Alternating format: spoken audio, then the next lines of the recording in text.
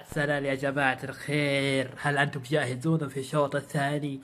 بعد ما شفنا الشوط الأول 3-1 يا أبو ثلاثة، سكتناكم يا جماهير العين، سكتناهم. الحين جماهير العين ساكتين مرة تماما.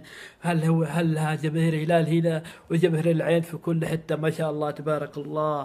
واليوم ستبدأ الشوط الثاني، ونيمار هل جيسوس سوف يحتاج نيمار في الشوط الثاني؟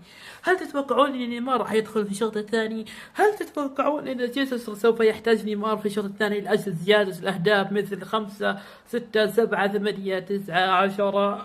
ما ندري بصراحة. بس انا متشوق اذا شفت لعب نيمار مع الهلال.